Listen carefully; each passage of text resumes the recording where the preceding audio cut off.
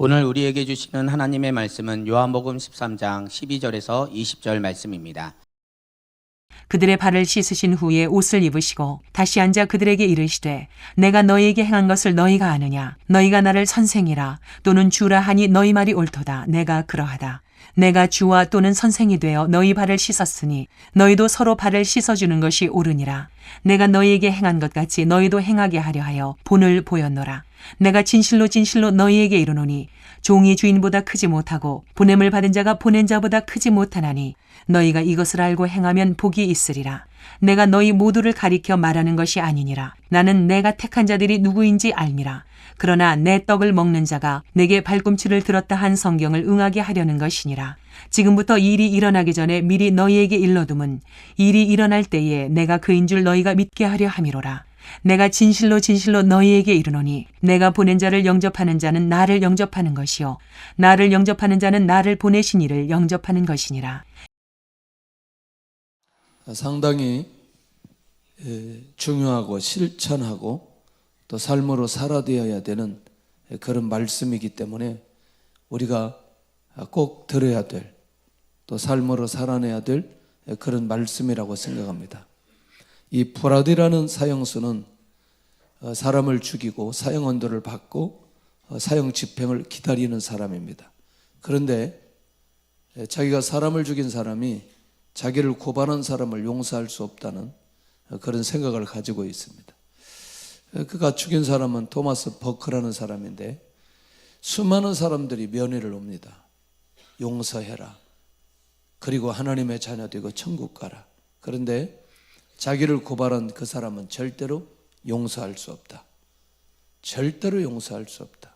말이 안 되죠. 자기는 사람 죽인 사람이 자기를 고발한 사람을 용서 못한다는 게 말이 안 돼요.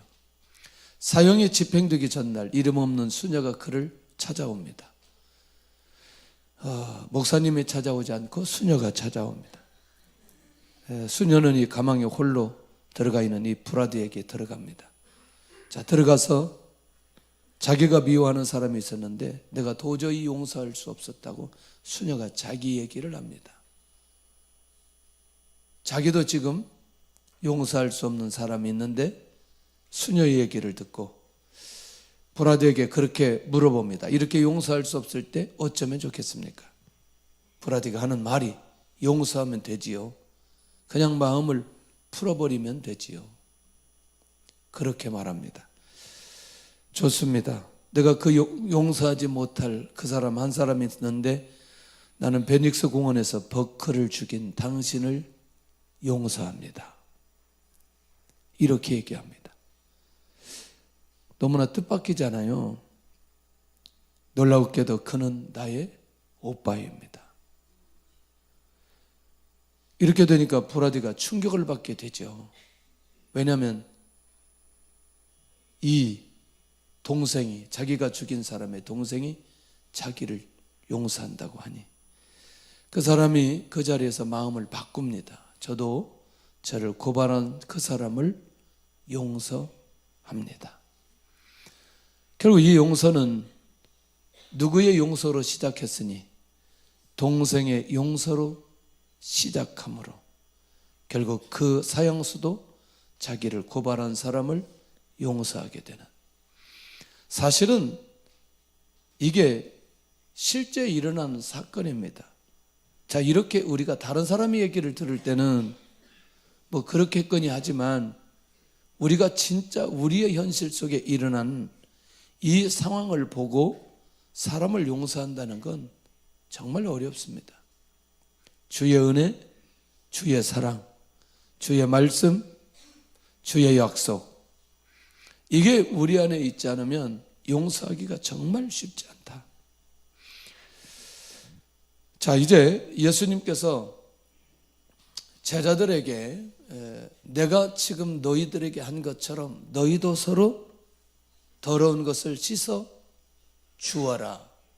그러니까 누구를 제대로만 바라본다면, 예수님만 제대로만 바라본다면 예수님께서 말씀하신 그대로 살아낼 수 있는 거죠. 그럼 예수님이 모범을 보여주신 게 뭐냐?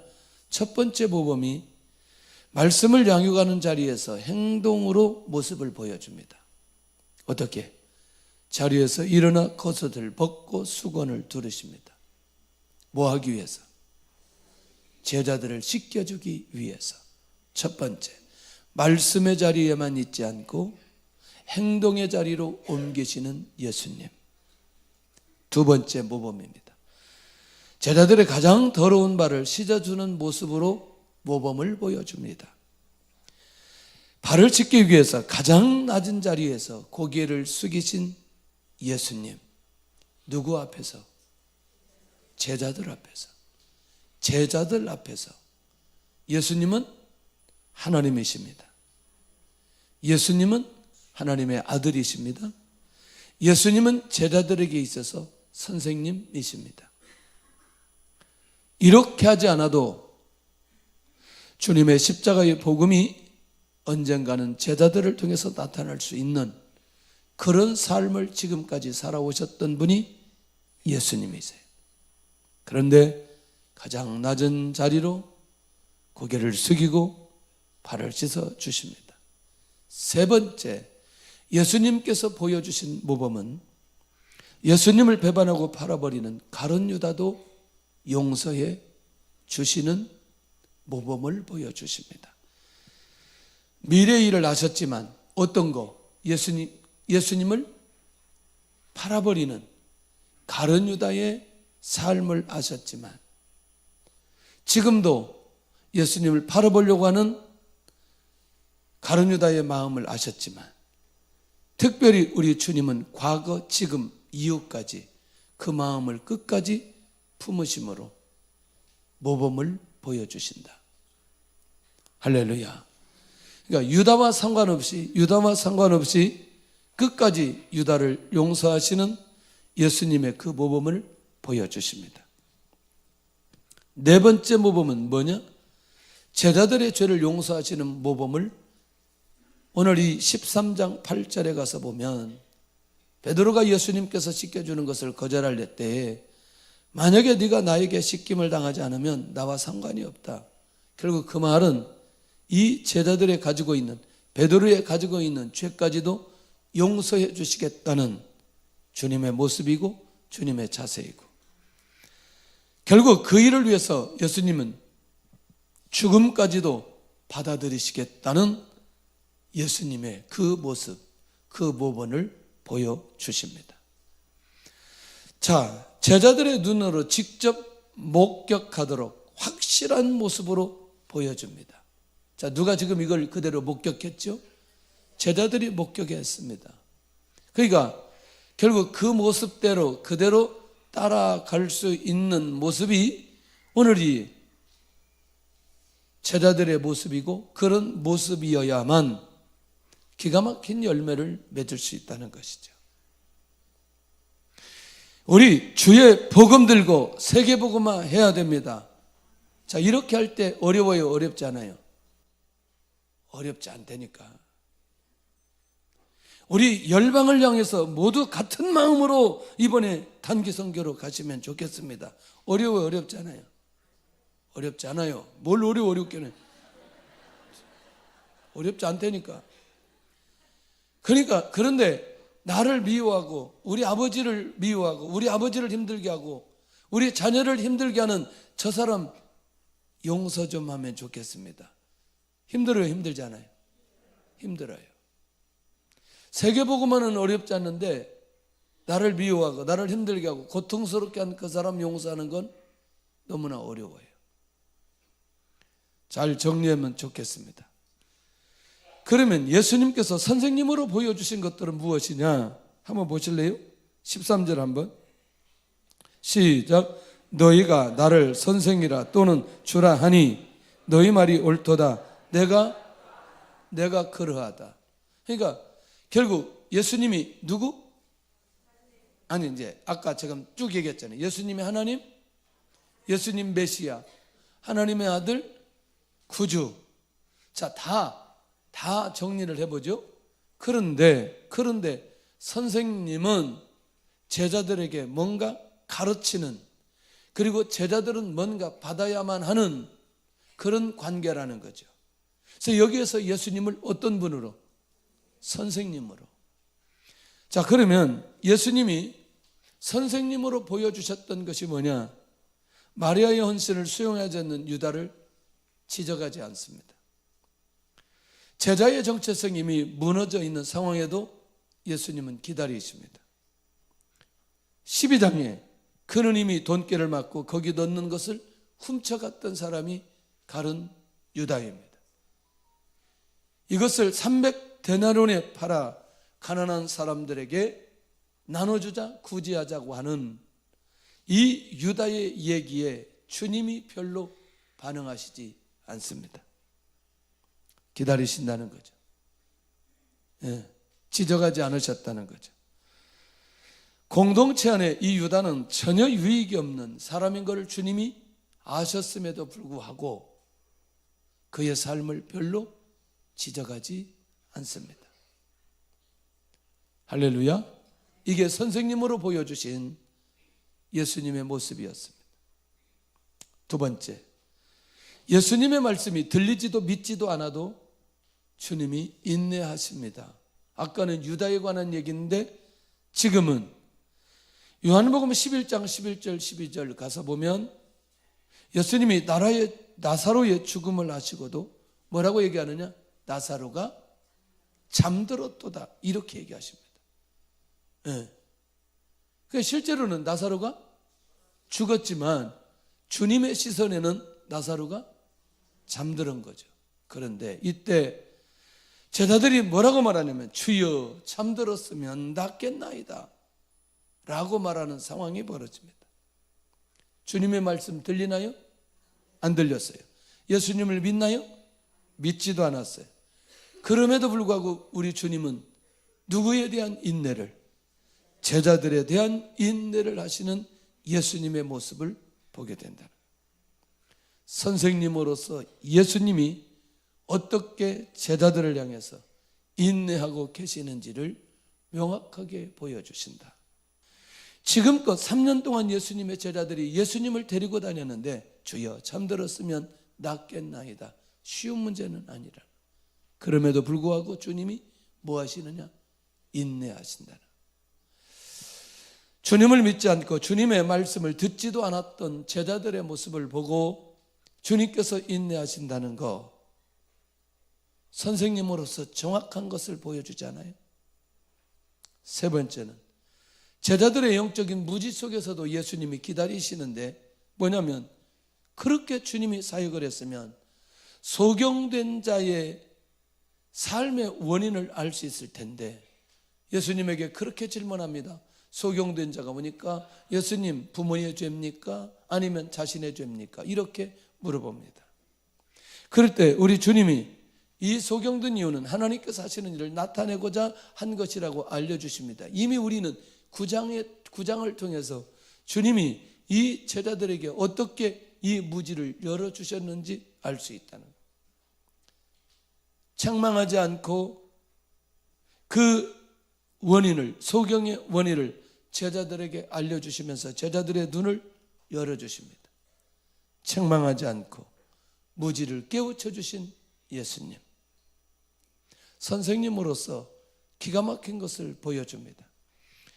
네 번째가 이제 굉장히 중요합니다. 유대인들에게요, 아브라함이 나의 때 볼 것을 보고 기뻐하였다고 하니까 이 사람들이 벌떼처럼 일어나서 그러면 내가 아브라함이 나기 전부터 있었느냐고. 그러니까 예수님이 내가 아브라함이 나기 전부터 있었다고 얘기를 합니다.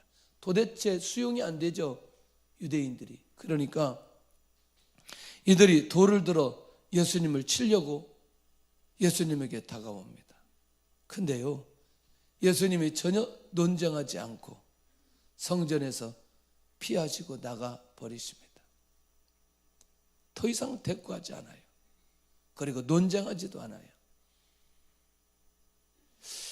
이거는 정말 중요한 거 아니겠어요? 예수님이 누구인지를 보여주는데, 아브라함이 예수님 올 때를 바라보고 기뻐하였다는 이 얘기는 이분이 누구라는 얘기인데, 메시아라는 얘기인데, 그러니까 예수님이 메시아임에도 불구하고 그런 공격을 받음에도 불구하고 그냥 그들의 불신앙 속에 있는 그들 논쟁하지 않고 조용히 피하고 나가버리십니다. 지금 선생님으로 예수님의 제자들에게 보여주시는 예수님의 모습이 어떤 모습인지를 정확하게 보여줍니다. 그런데 가장 고통스러운 상황 속에서도 한 영혼을 품고 계시는 예수님, 선생님으로 예수님을 보여주는데 한번 보실래요? 21절. 21절은 다음 주에 하지만 예수님의 마음을, 오늘의 예수님의 마음을 21절에 기록하고 있습니다. 시작. 예수께서 이 말씀을 하시고 심령이 괴로워 증언하여 이르시되 내가 진실로 진실로 너희에게 이르노니 너희 중 하나가 나를 팔리라 하시니. 그러니까 이 말씀은 지금 예수님이 제자들에 의해서, 제자에 의해서 팔릴 것에 대해서 고민하는 게 아니라니까요. 고통스러운 게 아니라니까요. 누구를 바라보고, 한 영혼 누구 바라보고? 가룟 유다의 그 모습을 보고. 예. 그러니까 결국 그 한 영혼 때문에 예수님이 어떤 고통과 어떤 어려움이 주님에게 있는지 그 영혼을 정죄하거나 배척하지 않으신 모습으로 주님은 본을 보여주신다. 할렐루야. 예수님은 이처럼 엄청난 상황 속에서도 선생님으로서 삶과 리더십을 그대로 제자들 앞에 보여주시고 있다. 누구로? 어떤 모습으로? 선생님의 모습으로. 할렐루야. 그래서 이 선생님의 모습으로 보여준다는 게 얼마나 귀한 일인지, 얼마나 놀라운 일인지. 할렐루야.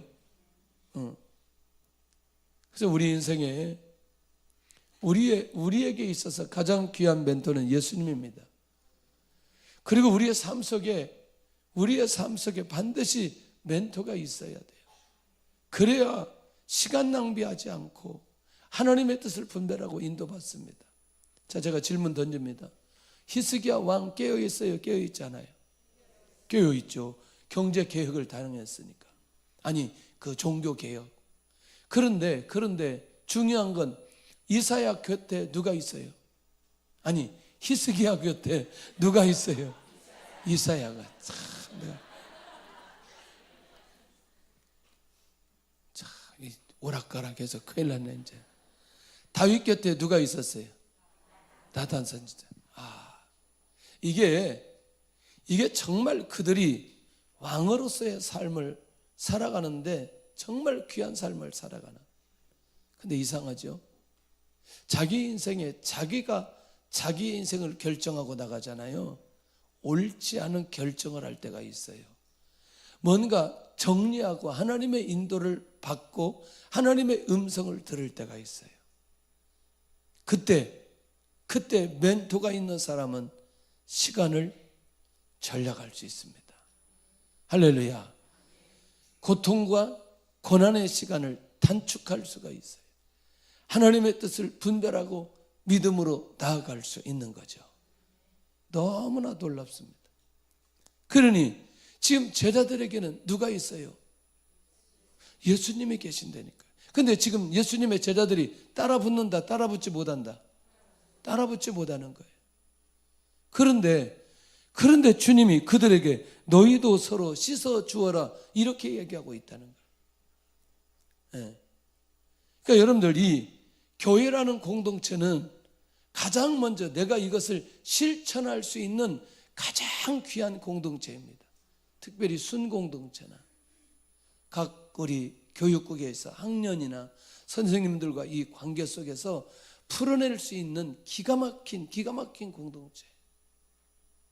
와. 근데 이 공동체에서 우리가 영적으로 회복되고 살아나지 않으면 안 된다는 거예요. 그러니까 살아난다는 건 뭐냐면 내가 실천하고 그것을 이기고 그걸 순종하는 사람은 가정에서도 승리하게 되어 있고, 가정에서 살아나면 교회에서 그렇게 살아낼 수 있고, 교회에서 살아내면 내가 세상에 나가서 살아낼 수 있는 힘이 그 안에 있게 된다는 거죠. 자, 그러면 제자들이 예수님의 제자의 삶을 살기 위해서는 어떻게 해야 되느냐? 예수님께서 행하신 것을 제자들이 알아야 된다는 거예요. 세족식을 행하시는 주님의 의도와 이유를 분명하게 알아야 주님께서 너희도 서로 씻어주어라 라고 할 때 그대로 씻어줄 수 있는, 그러니까 예수님께서 이론과 실제 행동을 통해서 사역의 눈을 열게 해주시는 이 주님의 계획과 의도가 제자들에게 보여져야 된다는 거예요. 할렐루야. 할렐루야. 너무나 중요하다. 두 번째는 예수님을 자신이 따를 선생님이라는 사실을 인정해야 된다는 거예요. 그래야 이 주님의 이 말씀이 들려지게 된다는 거예요. 그러니까 예수님께서는 단위적 세속식을 하는, 그러니까 단 한 번의 세족식을 했지만 여기에는 놀랍게도 예수님의 제자들이, 그리스도인들이 앞으로 어떻게 살아가야 될지의 방향을 우리에게 다 보여주신 거죠. 다 보여주신 거죠. 주님께서 이것을 보여주신 건 우리로 하여금 그렇게 살도록 우리에게 귀한 가르침을 허락해 주셨다. 할렐루야. 이게 이렇게 살아나는 게 쉽다, 어렵다? 너무나 어렵다.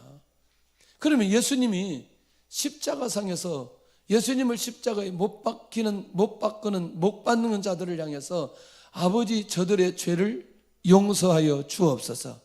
저들이 하는 일을, 저들이 하는 짓을 저들 스스로 알지 못합니다. 요 얘기 그대로 누가 했어요? 누가 했어요? 스데반이 돌에 맞아 죽으면서 그렇게 얘기합니다. 그러니까 스데반도 이미 누구를 통해서, 예수님을 통해서 자기 삶의 결과를 어떻게 살아야 될지를 이미 가슴으로 받았던 것을 보게 된다. 이게 쉬워요, 어려워요? 어렵다니까요. 어렵다니까. 그러니 이게 그리스도인의 삶이라니까. 그리스도인의 삶. 이 그리스도인의 삶을 예수님이 스승이라는 사실을 인정하게 될 때 그렇게 살아낼 수 있다? 너무너무 중요하다. 자, 가정에서 인격적인 가정, 부모님, 아빠, 엄마를 통해서 우리가 훈련될 수 있습니다. 제한적이지만 훈련할 수 있어요. 아마 여기 자라면서 엄마 아빠한테 욕을 한마디도 안 먹고 자란 사람이 있을 거예요. 아니면 수없이 엄마 아빠 언어가 전부 다 욕으로 계속해서 양육하거나 말한 사람도 있을 거예요. 그리고 또 자기가 자라면서 좋은 친구들과 좋은 관계 속에서 잘 관계를 하면서 자란 사람도 있겠고, 또 아이들 언어는 거의 다 욕이잖아요. 그러니까 욕으로 시작해서 욕으로 끝나야 대화가 되어지는 게 아이들의 언어. 그런데 어쨌거나 그가 인격적으로 잘 훈련이 되었거나 그렇지 않았거나 반드시 필요한 게 있어요. 주님 만나야 됩니다. 그러니까 내 스스로 좋은 환경 속에서 인격적으로 내가 엄마 아빠를 통해서 잘 그렇게 성장되었어요. 그런데 놀라운 허점이 하나 있어요. 이게 근본적으로 양육된 게 아니고 겉으로 표현을 하지 않아요. 그러다가 어느 날 갑자기 이 사람이 폭발하는 수가 있어요. 그건 잘 훈련되지 않는 거죠. 실제로는 어떻게 하느냐? 주님을 인격적으로 만나면 내 안에서부터 사람을 용서하고 수용하고 인내할 수 있는 그런 마음까지 가게 되어지는 사람이 진짜 예수님 제대로 만난 사람인 걸 고백할 수 있다는 거예요. 그러니까 그러나 그래도 가정에서 훈련받으면 훨씬 더 빠르게 갈 수 있습니다. 그런 좋은 환경 속에서 인격적으로 부모님을 통해서 그렇게 양육을 받고 훈련받은 사람은 아까 저쪽에 가서 훈련받은 사람보다 훨씬 더 빨리 갈 수 있어요. 근데 저쪽에 있는 사람들 훈련받아 주님을 딱 만나요. 완전히 변화됐어요. 놀라운 일이 벌어지죠. 이 두 사람 다 주님을 만나는 순간부터, 그때부터 어떤 일이 벌어지냐? 주님을 통해서 주시는 열매가 맺혀지기 시작한다, 그 말인 거예요. 그러니까 주님 만나야 된다. 어떤 상황이든지. 자, 세 번째, 제자들을 향하신 예수님의 분명한 의도를 듣고 알아야 되는데, 그게 뭐냐면 너희도 서로 발을 씻어주는 것이 옳다고 하시는 그 말씀이 들려야 돼. 가장 낮은 자세로 더러운 발을 씻기는 행위는 용서하기 어려운 무엇을 용서해라? 죄를 용서해라. 예, 죄를 용서하라. 죄를 용서하라고 하는 건 누구를 용서해라? 사람을 용서하라. 사람을. 그 사람을 수용하고 그 사람을 받아들이고 함께 할 수 있는 이 부분. 용서가 쉽다? 어렵다? 어렵다. 어렵다. 20년 만에 고향으로 돌아와야 되는 야곱은 물론 하나님의 계시가 있었습니다. 고향으로 돌아가라. 그런데 그 비슷한 어간에 특별히 삼촌 집으로 가는 순간부터 돌아오는 순간까지 거짓말장의 전문이 누구냐? 라반이었어요. 20년 동안 자기가 살기는 살지만 이 야곱이 견딜 수 있는 힘은 아내를 사랑하는 사랑 때문에 견딜 수 있었지 삼촌 때문에 견딘 건 아니에요. 그런데 그 기간 동안에 하나님께서 자녀를 낳게 하고 그 다음에 거부가 되도록 하는 기회를 야곱에게 주셨어요. 근데 끊임없이 내가 아내를 사랑하는 그것 때문에 견디기는 하나 계속해서 야곱을 힘들게 하는 사람은 누구였어요? 라반이었어요. 이게 해결이 안 돼. 해결이 안 돼. 여러분 이제 야밤도주 하니까 그 라반이 그냥 화가 나가지고 쫓아오는 거 아시죠? 그러니까 하나님이 나타나셔서 선악간 야곱에게 말하지 말아라. 야곱에게 한마디도 하지 말아라. 그리고 야곱을 보호하고 야곱은 고향으로 돌아옵니다. 지금까지 그렇게 힘들게 했던 라반. 그런데 놀라웠게도 야곱이 돌아올 수 있도록 하게 하고 그나마 그 집에 머물게 했던 사람도 누구? 라반이에요. 그래도 뭔가 그 어마어마한 재산을 얻게 하는 것도 누구의 집에 머물렀기 때문에 라반의 집에 머물러 있기 때문에 그 나중에 지나고 나서 보니 야곱이 야곱 될 수 있었던 비결은 그 곁에 누가 있었다? 라반이 있었다. 라반만 있었어요? 누가 있었어요? 에서도 있어요. 에서 나중에 돌아오니 400인을 거느리고 야곱을 죽이려고 지금 기다리고 있잖아요. 그런데 놀라웠게도 그 사건이 오늘 이 야곱이 약복강에서 하나님을 만나고 하나님 앞에서 변화된 자기 자신이 되었을 때 환두뼈가 부러져 걸어가지 못하는 그의 모습을 보고 형님이 와서 목을 어긋맡기면서 그를 환영하는 모습으로 바뀌어집니다. 그러니 지금 아까 어제까지만 해도 형님이 죽이려고 했던 그 상황이 야곱의 변화를 통해 하나님께서 이 관계를 기가 막힌 관계로 회복시켜 주셨어요. 그러니 그 에서는 야곱이 이스라엘 되는 결정적인 역할을 하게 되어진 기가 막힌 상황.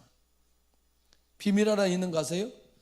내가 누구를 용서하지 못하고 누가 나를 괴롭히고 누가 나를 힘들게 할 때 그때 나의 영적인 상태는 교만하거나 아니면 내 안에 분노가 있거나 아니면 내 안에 시기가 있거나 아니면 내가 하나님보다 높아지려고 하거나 하나님의 말씀에 상관없이 내 마음대로 무엇을 하려고 하거나 이랬을 때 항상 어떤 상황들이 벌어져서 내가 누구인지를 포기할 때가 많이 있다는 거예요. 그런데 내가 변하고 나니까 그 사람을 용서하는데 어렵지 않는 거죠. 그 사람을 용서하고 나니까 변하기 전에 나의 모습이 보여지고 내가 깨달아지는 이 상황이 벌어지게 되더라는 거예요. 그러니까 오늘 이 제자들이 예수님의 말씀을 듣고 예수님 믿으면 구원받는다 라고 말하지만 삶으로 살아내야 된다는 건 결국 내가 너희들을 이렇게 씻은 것처럼 너희들도 그렇게 서로 발을 씻어주어 모든 사람의 죄를 용서해야 결국 예수님의 제자 될 수 있고 증인의 삶을 살 수 있다는 게 주님께서 계획하신 의도라는 거예요. 이게 보여져야 된다는 거예요. 할렐루야. 그러니 이게 용서한다는 게 이게 얼마나 어려운 일인지. 전도할 때 꼭 제가 얘기합니다. 전도 간증할 때 중국 사람들 용서하는데 3년 걸렸어요. 너무나 어렵더라고요. 진짜 어렵더라고요. 나를 쫓아내? 내가 뭘 했길래 내가 쫓아내? 에? 나를 쫓아내? 공항국 불나라, 외사처 불나라, 지진이 일어나라. 그런데 북경에는 일어나지 말아라. 왜냐하면 북경에 우리 딸이 유학하고 있으니 북경에는 일어나지 말고 저 지방에 일어나라. 근데 진짜 그 1년 뒤에 성도에서 지진이 일어난 거 아세요? 회개했다니까. 그해 겨울에 2007년도인지 2008년도인지 눈이 너무나 많이 와가지고 1억 명이 묶였어요, 발이. 1억 명이. 그 막 이제 나중에 회개가 되더라고요. 근데 진짜 회개하고 나서 내 자신을 돌아보았더니 이거 하나님의 절대 주권 안에서 하나님께서 계획하신 일인데 내가 내 스스로 그들을 용서하지 못하고 분노 속에 한 3년을 있었는데 아무것도 일어나지 않아요. 교회는 부흥되지도 않고 변화되지도 않고 3년 딱 지나고 나면서 제 마음의 변화가 그들을 용서하고 사랑하는 마음부터 교회에 전도의 문이 열리기 시작한 거죠. 교회에 그때부터 부흥이 일어나기 시작한 거예요. 진짜 제 안에서 이렇게 고백했어요. 주님, 내가 진짜 누구든지 중국 사람이면 내가 사랑하겠습니다. 사랑하겠습니다. 그래서 사실 여기 세계선교 신학원도 그래서 사실 시작하게 된 거예요. 왜냐하면 쳐다보기도 싫었으니까. 그러니 이거 삶으로 옮긴다는 게 얼마나 쉽지 않는지 이게. 아마 이제 그런 얘기 하려면 굉장히 이제 많은 시간이 좀 필요해요. 왜냐하면 그렇게 나옴으로 인해서 수도 없는 사람들의 얘기를 들어야 되고 그 다음에 좋은 관계가 끊어지고 수도 없는 상황들이 벌어졌어요. 그럼에도 불구하고 주님이 원하시는 건 그들을 뭐 해라? 용서하라는 거예요. 용서하라는 거예요. 저는 지금까지 목회하는 비밀 중에 한 가지, 용서하지 못할 사람을 언제든지 언제 결정하느냐? 새벽 예배 때 결정하는. 그리고 새벽 기도 때 하나님 앞에 기도하기 시작. 더 기도하기 시작합니다. 그리고 어디까지 가게 하느냐? 그 영혼을 사랑하는 데까지 가게 만듭니다. 정말 감사해요. 그때부터 제 안에 자유함이 일어나기 시작해요. 사랑하는 마음이 있을 때 그 다음 단계 넘어가는 게 그를 위해서 축복하는 겁니다. 그냥 내가 사랑합니다 라고 하는 건 내가 의지적으로 얘기할 수 있지만 내가 진짜 그를 사랑하고 있다는 건 내가 축복하고 있을 때 진짜 사랑하고 있는. 자, 그러면 놀랍습니다. 예수님의 제자의 삶을 살잖아요. 예수님을 보고 순종하는 자에게 복이 있다고 하는데 17절을 한번 보세요. 제 얘기가 아니고 이게 어떤 결과가 오게 되는지. 시작. 너희가 이것을 알고 행하면 복이 있으리라. 할렐루야. 종이 주인보다 크지 못하고 보냄을 받은 자가 보낸 자보다 크지 못하나니 너희가 이것을 알고 행하면 뭐가 있으리라? 복이 있으리라. 그러니까 여러분들 사랑이 많은 사람은 심령이 가난한 사람은 천국이 저희 것이며 할렐루야. 그러니까 온유한 자는 땅을, 그 땅 많은 사람 대부분 보니까 온유한 사람들이라니까. 저처럼 온유하지 않은 사람은 땅에 한 평도 없어. 근데 깨달았어요. 땅을 얻으려면 일단 온유해야 되는구나. 아멘 하세요. 우리 교회가 그래서 땅이 없나 이거. 우리 모두가 온유한 마음으로 다 바꿔야 돼. 자, 결국 뭐냐? 이것을 순종하는 자에게 뭘 약속하고 있다? 복을 약속하고 있다. 주님이 직접 말씀하셨어요. 복이라는 얘기를 주님이 많이 하시지 않는데 여기에 이대로 순종만 한다면 그 믿고 순종하는 자에게 복이 있으리라. 이렇게 약속했다니까요. 그러니까 사랑이 많은 사람은 이상하죠. 하나님의 긍휼이 있습니다. 하나님의 위로가 있습니다. 하나님의 은혜가 머무릅니다. 그래서 궁율 사역하는 사람들은요, 하나님께서 여러 방면에서 역사해 주시고 은혜를 내려 주시래요. 예. 그러면 우리 인생 가운데 우리도 모르게 언어를 써요. 아이고 나 힘들어 죽겠어. 그러면 힘들다는 말이 딱 두 가지예요. 무엇 때문에 힘들다? 경험 안 해봤어요? 돈 때문에 힘들다. 또 한 가지. 무엇 때문에 힘들다? 허허이. 그런 경험이 없나 봐요? 사람 때문에 힘들다. 딱 두 가지예요. 우리가 사는데 어려운 거 딱 두 가지. 돈 때문에 힘들고 뭐 때문에 힘들고 사람 때문에 힘들고. 근데 뭐가 쉬워요? 돈이 쉽다니까. 왜냐하면 돈은 생기면 끝나버려요. 근데 사람은 돈이 생겨도 끝나지 않아요. 그러니까 이 처리를 잘할 수 있어야 돼요. 이 처리를. 그러니까 이거를 주님의 은혜가 내 안에 흘러오는 사람들은 이걸 어떻게 처리할 줄을 안다니까요. 근데 이걸 처리할 줄 알아야 밑으로 흘러가지 않아요. 밑으로 흘러가지 않아요. 중국에서 딱 나올 때 셋이 모였어요. 저희하고 아내하고 딸하고 셋이 딱 앉아서 제가 이렇게 얘기했어요. 앞으로 어떤 일이 있어도 우리는 사람 말을 하지 말자. 다른 사람 얘기를 하지 말자. 그렇게 제가 얘기했어요. 그 뒤로 지금까지 저희 딸은 저한테는 사람 말을 안 하는 것 같아요. 엄마한테 하는지는 모르겠는데.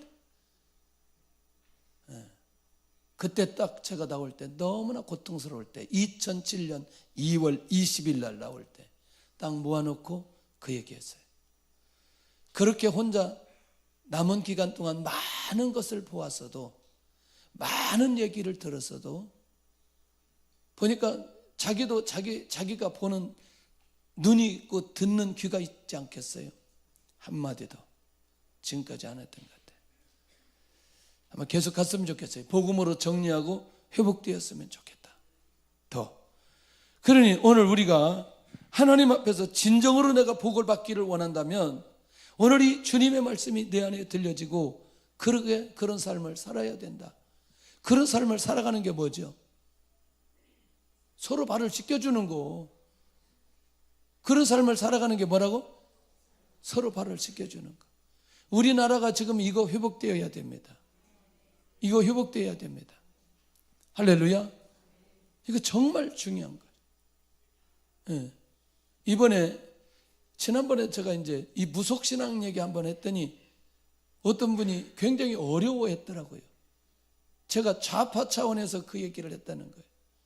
그래서 쭉 설명을 좀 더 하고 싶었어요. 근데 더 이상 하지 않았거든요. 왜냐하면 그것이 어떤 사람을 지지하는 쪽으로 갈까 봐. 예? 지금 목사님들이 너무나 많이 나누어져 있고 사람들이 너무나 많이 나누어져 있는, 용서하려고 하지 않는다는 거예요. 예? 그러니까 저는 이제 제가 깊은 그 무속신앙에 대한 얘기, 이번에 그 서울의 대형교회 목사님이 무속신앙 하지 말아라 그렇게 경고했는데도 그 얘기 안 들었다고 방송에 나오더라고요. 그리고 한 네 사람이 무속신앙이 네 사람이 배경에 있다는 거, 그건 저는 어느 가운데 얘기해요. 지난번에 제가 민주당 국회의원한테 당신들 왜 교회 막았냐고 그랬어요. 교회 막아서 결국에는 정권 바뀌었다고 그랬어요. 하나님 앞에서는 누구도 안 된다는 거예요. 누구도. 이해되시나요? 그러니까 우리가 사랑하고 용서하는 건 내 쪽은 용서하는데 저쪽은 용서하지 않는다는 거예요. 맞아요, 안 맞아요? 내 쪽은 그냥 무속신앙이도 괜찮은 거죠. 예? 그리고 저쪽은 약간만 저기에도 용서가 안 되는 거예요. 이게 지금 우리나라가 가지고 있는 가장 큰 문제라는 거예요. 할렐루야. 우리는 다 용서할 수 있고 다 수용할 수 있어야 된다는 거예요. 우리가 어느 진영에 서는 순간이 되어졌을 때 어떤 일이 벌어지느냐? 용서할 수 없는 거죠. 용서할 수 없는 거죠. 아니, 법적으로 결정하는 부분이라면 다 인정하고 가야 될 필요가 있다고 생각하는 거예요. 저는 이제 여기에 또 정치적으로 될까봐 더 이상 얘기하지 않는 거죠. 그러니 기본적으로 예수님을 믿고 예수님의 말씀대로 이게 서로 사랑하고 서로 죄를 씻겨주자라고 하는 말씀을 듣는데 정치적으로는 이게 선을 그어버리는 거죠. 이게 얼마나 위험한지. 우리나라가 하나 되지 않는 결정적인 이유라니까요. 결정적인 이유. 할렐루야. 이해되시나요? 그래서 우리는 진영을 떠나서 우리 민족 자체, 그러면 저 북쪽에 있는 저 공산당은 어떻게 할래요? 우리끼리도 하나 안 되는데 저 북쪽 복음하는데 할 수 있나요? 그러면?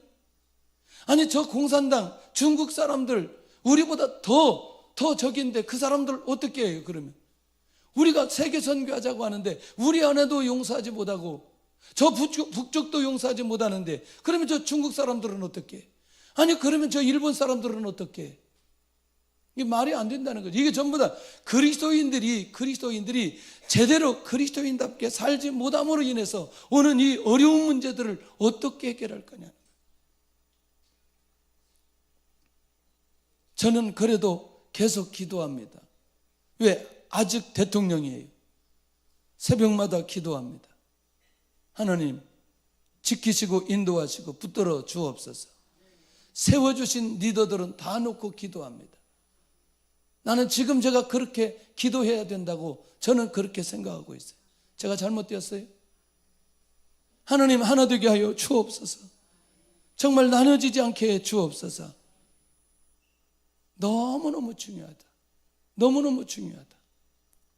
정말 제가 이런 다른 쪽으로 말하고 싶은 마음이 많이 있지만 그것들이 여러분들이 오해할까봐 제가 말씀을 못 드리는 부분들이 정말 많이 있다. 다만 우리가 하나님 앞에서 오늘 이 주님께서 말씀해 주신 그대로 너희도 서로 씻어주어라. 이거는 정치적인 영역을 뛰어넘어야 된다는 거예요. 이걸 뛰어넘지 않으면 안 된다는 거예요. 왜 그렇게 하나 되다가도 투표할 때 보면 확 갈라지는지. 이걸 우리가 진짜 회개해야 된다는 거예요. 하나님 앞에 기도하고 하나님 인도 받아가는 그런 중심과 자세, 이런 것들이 우리 안에서 회복되어야 될 필요가 있다.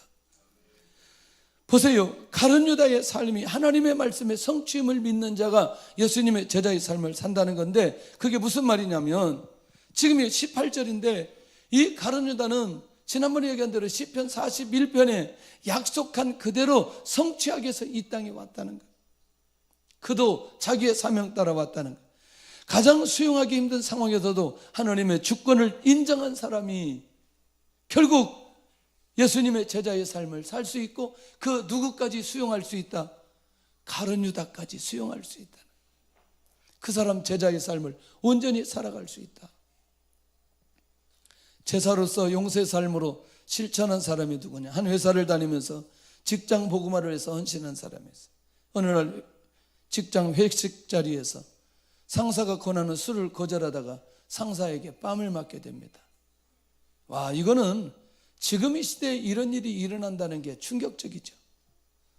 이 사람이 너무나 억울해서 무단 결근을 하고 사표 내기를 작정하고 이제 회사를 나가지 않습니다. 너무나 분노가 가득해서. 그러나 내가 이렇게 해도 내가 그래도 기도라도 해보고 내가 그만둬야지.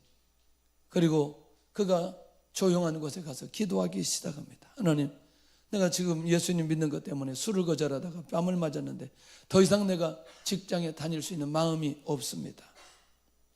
근데 갑자기 마음속에 예수님이 찾아오셔서 내가 이 땅에 와서 멸시천대 죽음 고난을 당했는데 네가 지금 뺨 한 번 맞았다고 이게 그냥 그대로 둔다면, 그대로 끝난다면 무슨 의미가 있겠냐?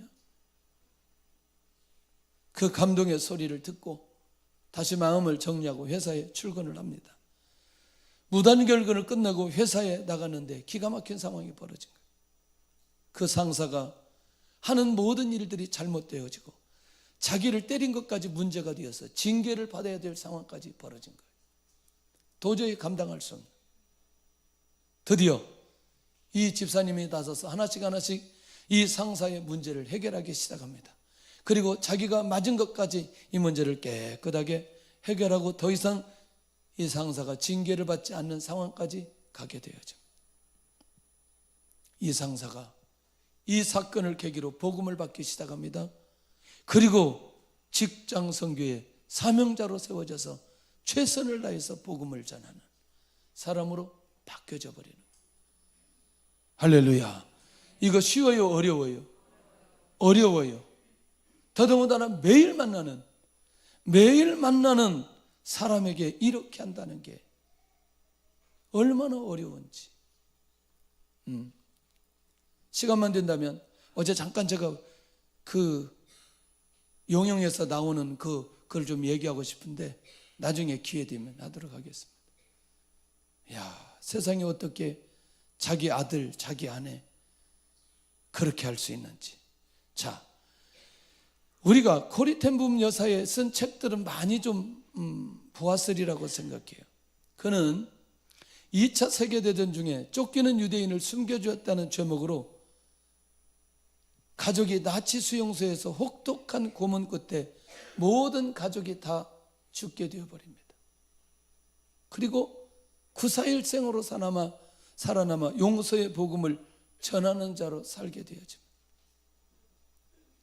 자, 어느 날 독일에서 그를 청해서 특별 집회를 합니다. 수많은 사람들이 모여.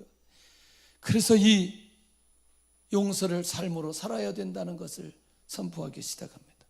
자, 이제 은혜를 많이 받았고 막 역사가 일어났어요.